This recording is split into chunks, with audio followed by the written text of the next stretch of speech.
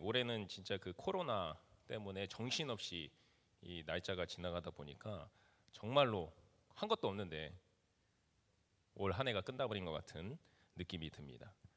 저희들이 12월이 되면은 한 해를 마무리하는 때 아니겠습니까? 그래서 한 해를 되돌아보면서 잘못했던 것, 잘했던 것 생각해보고 그걸 토대로 내년 새해를 맞이하는 계획들을 세우면서 보내는 달이 12월입니다.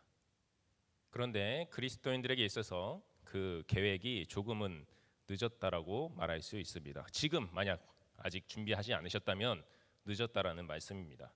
왜냐하면 그리스도인의 새해는 이미 시작되었기 때문입니다. 그리스도인들에게는 우리가 일반적으로 쓰는 양력이나 음력 말고 다른 달력이 하나 더 존재하기 때문입니다. 그것이 바로 교회력이라는 기독교 달력이죠. 이 달력은 수세기 전부터 개발되어서 사용되어 왔고 그 초대교회 교회력을 반영하여서 만들어진 건데요. 그리스도의 삶의 중심으로 해서 그 한 해 동안 반복되는 그 달력인 것이죠. 그래서 대림절과 성탄절, 고난주간, 부활절 이런 것들이 다 이 교회력에 있는 절기들입니다. 이 교회력에서 새로운 해의 시작은 바로 대림절입니다. 이미 그렇다고 한다면 저번 주부터 이 교회력상으로는 새해가 시작된 것이라고 우리는 볼 수 있습니다. 그리스도인으로서 새롭게 시작된 한 해를 신앙의 삶을 어떻게 살아가야 할지 고민하고 계획하는 일들이 이루어져야 한다는 말입니다. 그런데 우리가 이러한 것들을 생각해 볼 때 교회력을 통한 새해를 맞이하면서 주의 깊게 보아야 하는 사실이 하나 있습니다. 그것은 바로 이 교회력에서 새로운 해가 대림절에서부터 시작된다는 사실입니다. 우리가 생각하기에는 우리에게 가장 중요하신 예수님께서 태어나신 그 성탄절이 가장 중요한 날이고 그때부터 새해가 시작되는 게 맞지 않을까 이렇게 생각할 수도 있는데 교회력은 그렇지 않다는 것이죠. 성탄절 전 4주간의 기간, 그 대림절 기간을 새해의 시작으로 하고 있다는 것은 그리스도인들에게 있어서 예수님을 기다린 이 대림절이 어떤 절기입니까? 예수님께서 이 세상에 태어나심을 기뻐하고 또한 다시 오심을 기대하면서 기다리는 기다림의 절기 아니겠습니까? 그렇다고 볼 때 이 기다림이라는 것이 그리스도인들에게서 매우 중요하다는 사실을 알려주고 있다는 것이죠. 그리스도인의 삶의 시작은 바로 이 기다림에서부터 시작되고 그것이 중요하다라는 것을 우리가 알 수 있다는 말입니다. 이러한 점은 오늘 우리가 함께 읽은 마가복음 말씀을 통해서도 확인할 수 있는데요. 우리 1절 말씀을 한번 읽어보도록 하겠습니다. 함께 읽겠습니다. 하나님의 아들. 네, 이 말씀은 마가가 자신의 복음서를 기록하면서 서두격이라고 소개글이라고 할 수 있는 글을 적은 것인데요. 이 한 절만 가지고도 한 4주 설교할 수 있을 것 같아요. 왜냐하면 이 구절 안에 마가의 신학이 모두 다 담겨 있기 때문입니다. 하나님의 아들, 그분이 누구시다? 예수 그리스도시다.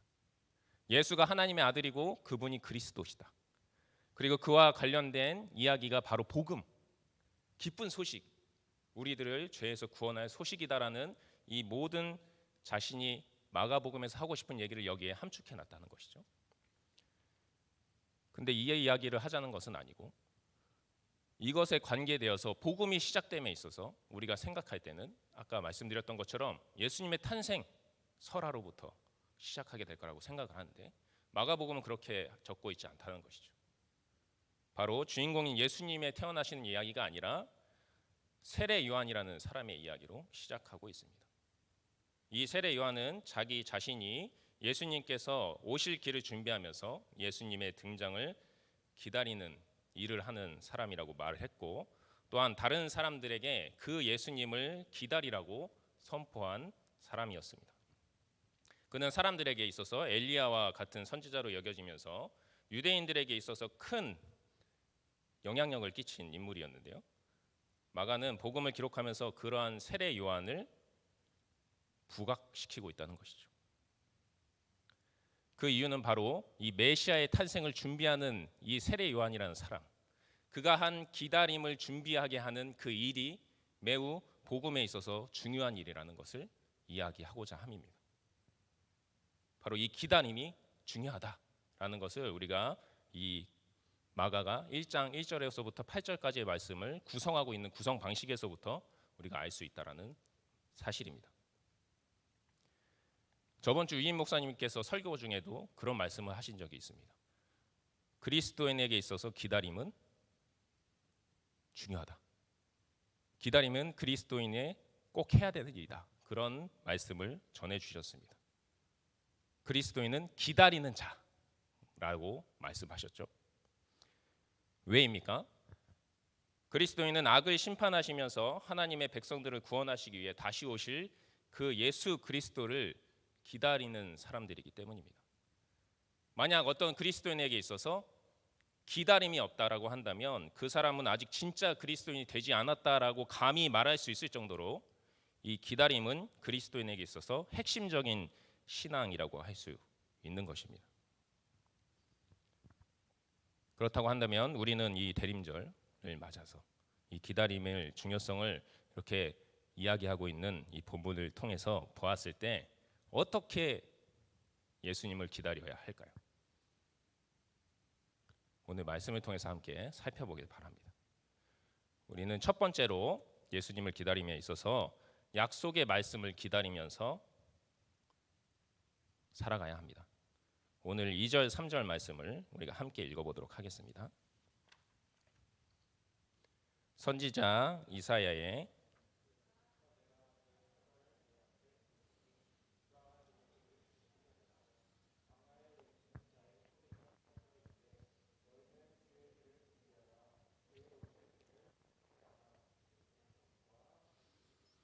마가는 2절에서 이제 본격적으로 이 복음을 시작하고 있는 것이죠. 이 복음의 시작을 하면서 구약의 말씀을 기록하고 있습니다. 그 말씀은 구약의 마지막 예언의 말씀이라고 알려진 우리 말라기서 3장 1절의 말씀인데요. 만군의 여호와가 이르노라 보라 내가 내 사자를 보내리니 그가 내 앞에서 길을 준비할 것이요 또 너희가 구하는 바 주가 갑자기 그의 성전에 임하시리니 곧 너희가 사모하는 바 언약의 사자가 임하실 것이라. 그리고 이어서 이스라엘 백성의 회복을 예언한 이사야서 40장 3절의 말씀을 이어서 기록하고 있습니다. 이 말씀에서 예언되고 있는 것은 인류를 구원할 메시아의 등장에 앞서서 나왔네요. 한번 같이 읽어볼까요? 40장 3절 외치는 자의 소리여 이르되 너희는 광야에서 여호와의 길을 예비하라.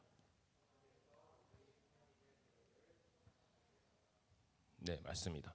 이 구약의 두 말씀을 통하여서 마가가 이야기하고 싶은 것은 바로 그 약속된 준비하는 사자로서 등장한 이가 세례 요한이다라는 것을 말하고자 함이었습니다. 말씀을 알고 그래서 그리스도를 기다리고 있던 사람들, 여기서 그리스도는 메시아를 말하죠.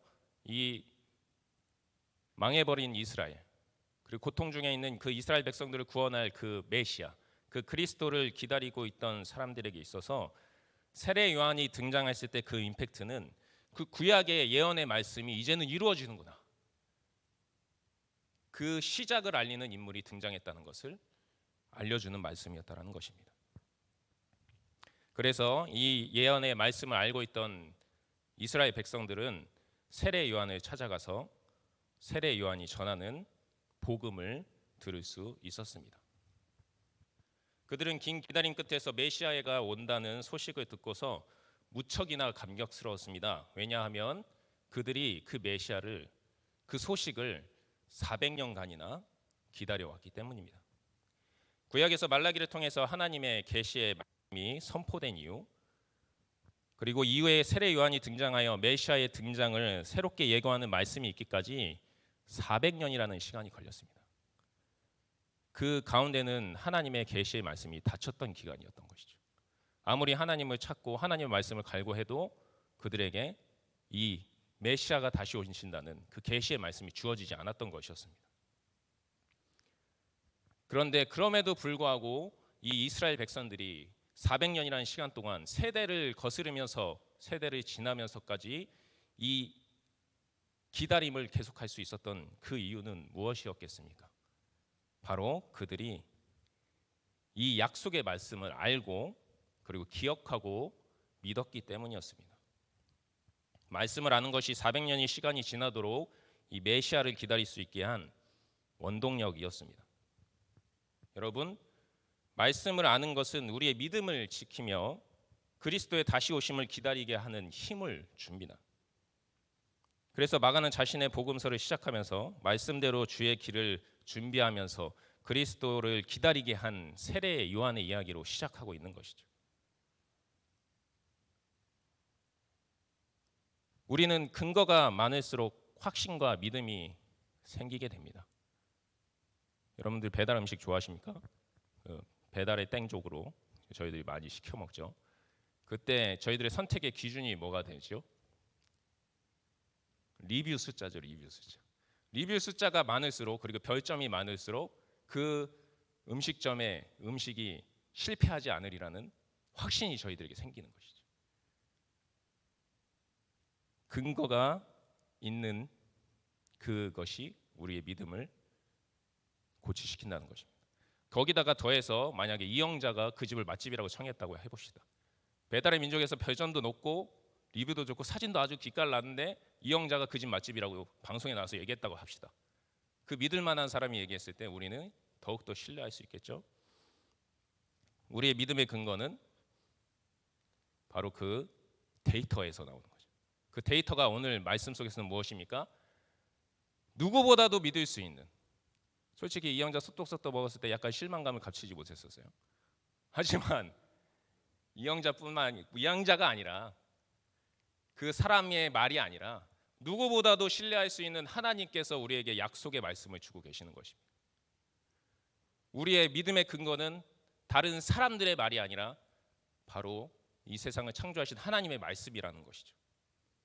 그렇다고 한다면 그 약속의 말씀을 많이 알면 알수록 그것을 우리가 더욱더 기억하면 기억할수록 우리의 믿음이 단단해지고 예수님께서 다시 오시는 그 긴 세월의 기다림을 우리가 이겨나갈, 그냥 믿음이 흔들리면서 나아가는 것이 아니라 어떤 어려움에도 흔들리지 않는 믿음을 가지면서 나아갈 수 있는 힘을 우리에게 준다는 사실입니다.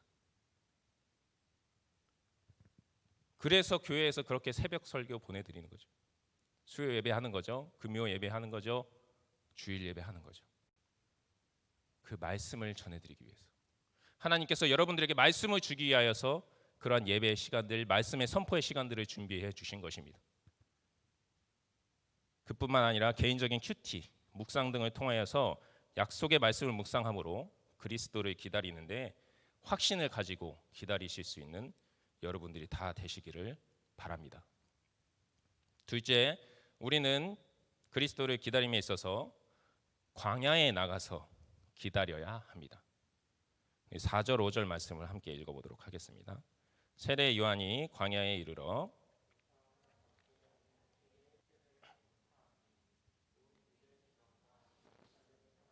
다 나아가, 여기까지 읽을까요? 세례 요한이 말씀을 전하고 세례를 주는 활동을 했던 곳은 오늘 어디라고 기록되고 있습니까? 광야라고 기록되고 있습니다. 광야는 아시다시피 척박한 땅이고 사람들이 살지 않는 곳입니다. 그곳은 따로 찾지 않는 이상 사람들이 갈 이유가 없는 것이죠. 다른 마을로 갈 때 지나쳐가는 땅일 뿐이지 그곳에서 무언가를 하는 공간은 아닙니다. 그곳은 시련과 연단의 장소이고 그곳은 삶의 터전과 구별된 장소였습니다. 일상이 아니고 비일상적인 공간이었던 것이죠. 그런데 그곳에서 세례 요한은 말씀을 전하고 세례를 베풀었습니다. 대도시에서 했으면 더 좋았을 것을 왜 그곳에서 했을까요? 세례 요한의 등장을 보고서 약속의 말씀이 이루어짐을 믿는 자들은 그 말씀을 확인하고 그들의 기다림을 시작하기 위하여서 광야로 향했습니다. 자신의 일상을 벗어나 가진 것을 다 내버려두고 오로지 주님을 만나는 기대만을 가지고 광야로 나아갔던 것입니다. 여기에 바로 세례 요한이 광야에서 선포를 시작한 의미가 있다고 할 수 있습니다. 여러분, 우리도 주님을 만나기 위해서는 광야로 가야 합니다. 광야는 세상에서 잠시 떨어져서 주님만을 찾을 수 있는 공간인 것이죠. 온전히 주님만을 만남을 기대하면서 그분에 관한 말씀과 소식에 집중할 수 있는 그러한 공간입니다.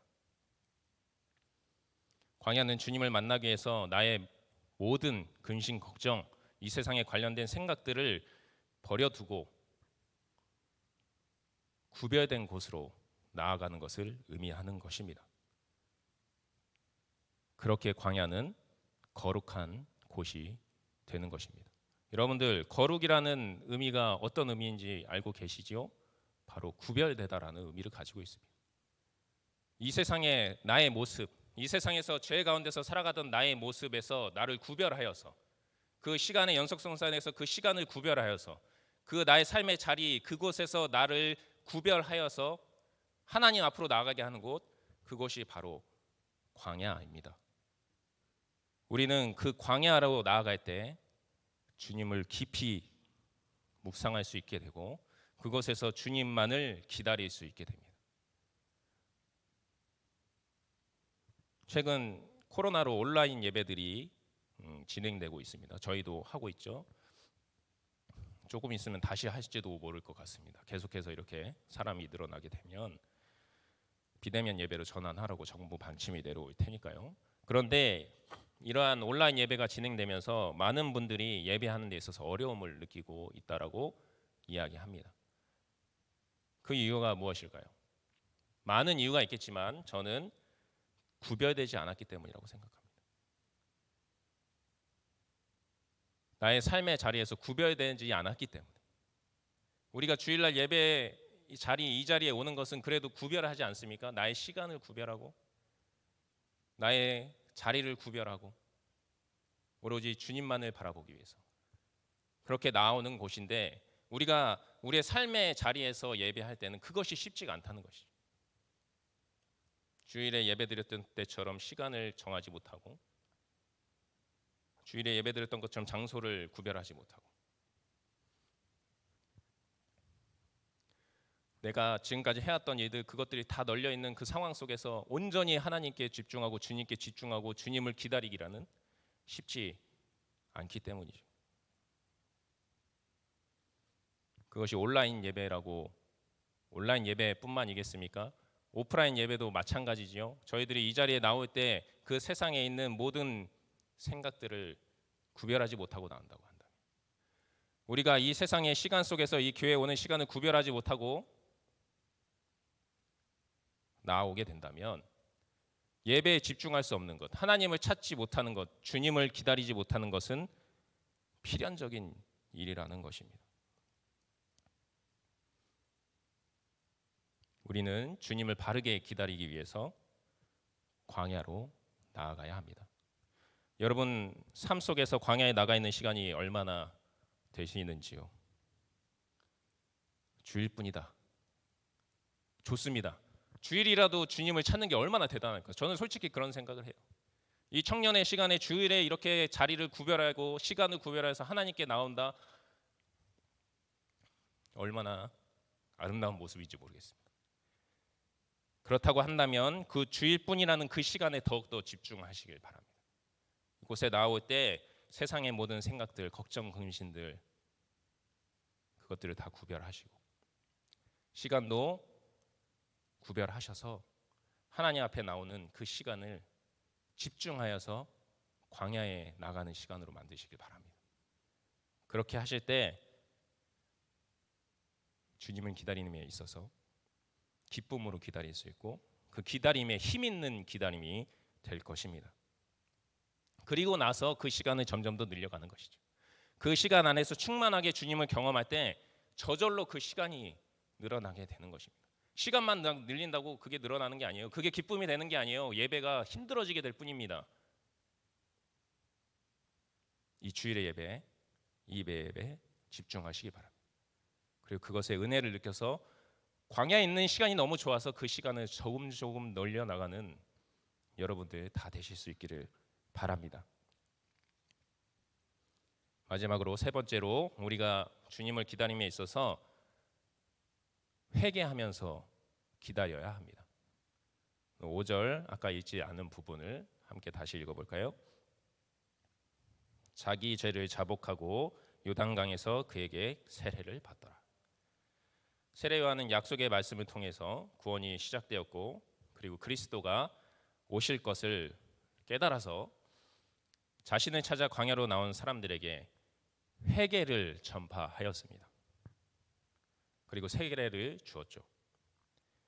회개는 주님께로 돌아감을 의미합니다.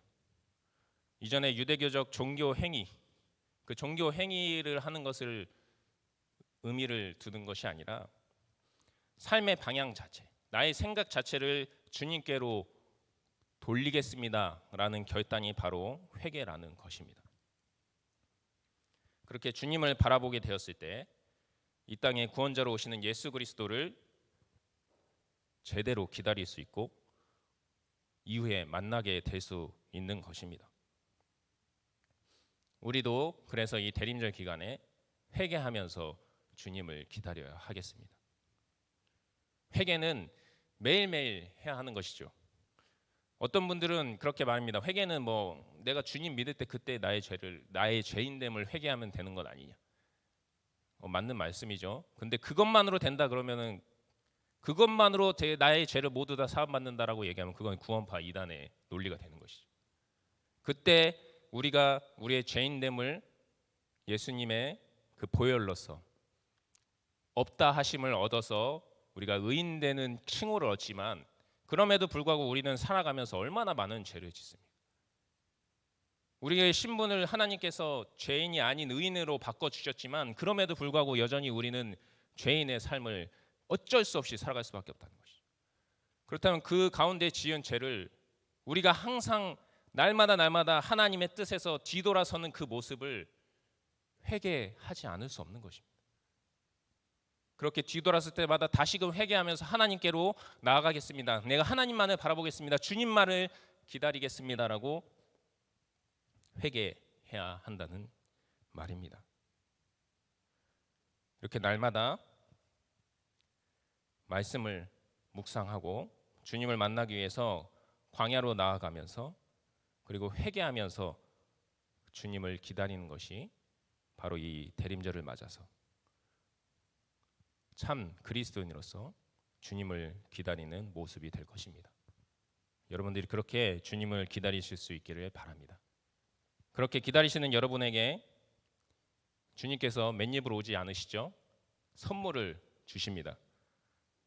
7절 8절 말씀 우리가 함께 읽어보도록 하겠습니다. 그가 전파하여 이르되 나보다 능력 많으신 이가 내 뒤에 오시나니 나는 굽혀 그의 신발끈을 풀기도 감당하지 못하겠노라. 나는 너희에게 물로 세례를 베풀었거니와 그는 너희에게 성령으로 세례를 베푸시리라. 사람들은 세례 요한을 아주 대단한 사람으로 생각했습니다. 엘리야다라고 이야기할 정도로 되게 높게 평가했던 것이죠. 구약의 선지자 중 가장 능력 있는 선지자로 평가받는 것이 그 당시 엘리야였기 때문에 그처럼 능력이 뛰어났다는 것이죠. 세례 요한이. 예수님께서도 마태복음 11장 11절에서 세례 요한을 두고 이렇게 말씀하십니다. 여자가 낳은 자 중에 세례 요한보다 큰 자가 없다. 그 정도로 능력 있고 높은 사람으로, 귀한 사람으로 평가받는 그 세례 요한인데, 그가 오늘 말씀 속에서 어떻게 이야기하고 있습니까? 자신은 내 뒤에 오실 이의 신발끈조차 그것을 감당할 수조차 없다. 이렇게 고백하고 있는 것을 볼 수가 있습니다. 신발끈을 푼다는 것은 그 당시에 종들이 자신의 주인의 신발끈을 다 풀어주는 일들을 했다는 것이죠. 이 세례 요한은 나의 뒤에 오실 그 메시아는 그분이 너무나도 대단한 분이라서 감히 내가 신발끈을 푸는 그 종의 역할조차 감당할 수 없는 분이다 라고 고백하는 것입니다. 우리가 기다리는 예수님께서 모든 인간들 중에서 가장 뛰어나다고 평가되는 세례 요한보다 대단하신 분이라는 것이죠. 당연한 얘기죠. 근데 왜 그렇게 대단하다고 고백되고 있습니까? 그것은 세례 요한은 물로써 세례를 주지만 자신 뒤에 오실 그 메시아는 성령 세례를 베푸시기 때문입니다. 그렇기 때문에 대단하신 분이고, 그렇기 때문에 세례 요한이 자신이 신발끈을 풀 수조차 없는 그러한 분이다라고 고백하고 있는 것이죠. 이 성령 세례는 바로 예수님의 구원 사역을 통해서 이루어지는 성령을 통한 구원의 완성을 의미합니다. 예수님께서 다시 오시는 그때 예수 그리스도를 통하여서 완성되는 그 구원, 그것이 바로 성령 세례라는 것입니다. 그것을 이루실 분이 바로 그리스도이신 예수님 한 분밖에 없기 때문에 우리가 마땅히 기다려야 하는 한 분 하나님이 되시는 것이죠. 우리가 기다리는 그 주님이 바로 그 구원을 베푸시는 분임을 오늘 말씀을 통하여서 여러분들에게 다시금 깨닫게 하시는 것입니다. 그분이 약속의 말씀대로 그 일을 완전히 이루시기 위해서 이 땅에 오실 것입니다. 그리고 그렇게 자신을 잘 기다리고 있던 여러분들에게 지금 이미 주어진 그 구원이라는 선물을 완성하여 주실 것입니다. 그래서 그때 하나님과 함께 하나님의 나라에서 영원한 즐거움 가운데 살아갈 수 있게 되는 선물을 주실 것입니다. 여러분, 대림절 2주째 맞이하고 있습니다. 매해 겪는 대림절, 매해 겪는 기다림에 관한 설교 말씀. 어떤 때 보면은 전하는 저조차도 매너리즘 빠질 때가 있어요. 주님을 기다린다는 게 과연 무엇일까? 대림절이라는 기간을 통해서 특별하게 얘기하고 있지만 그것은 어떻게 보면 우리가 날마다 살아가야 되는 그 삶의 모습을 잊지 말라고, 이 새해 첫 그리스도인들의 새해를 맞이하면서 그 말씀을 통해서 너희들의 새해의 모든 삶은 이런 대림절 같은 삶을 살아라. 그리스도를 기다리는 삶을 계획해라. 그렇게 말씀하시기 위함이 아닌가, 그런 생각을 해봅니다. 여러분들도 믿음 구력 오래되셨죠? 그죠? 길게는 뭐 태어나서부터 하시면 30년이 넘으신 분도 계실 테고, 짧게 쳐도 10년 이상. 그 매일매일이 주님을 기다리는 삶으로 만들어 가시길 바랍니다. 지금까지 그러지 못하셨다면 앞으로는 그러한 삶으로 만들어 가셨으면 좋겠습니다. 그럴 때 우리의 그리스도인의 삶이 기쁨 넘치는 삶이 될 것입니다. 그래서 진정으로 이 이후에 임할 그 성탄의 때에 정말 진심으로 다시 한번 기뻐하시게 되실 줄 믿습니다. 여러분들이 그러한 그리스도인 되기를 바랍니다. 우리 말씀을 기억하면서 또한 우리 대림절 기간을 기억하시면서 주님께서 이 땅에 오신 이유가 무엇인지 우리가 찬양하면서 다시 한번 생각해 보았으면 좋겠습니다. 우리가 주님을 기다려야 하는 이유가 무엇인가? 그것은 바로 주님께서 이 땅에 오신 이유와 관련되지 않겠습니까? 바로 우리를 구원하시기 위해서 오신 그 예수님을 기억하시면서 우리가 그가 오신 이유 찬양하시면서 나아가겠습니다.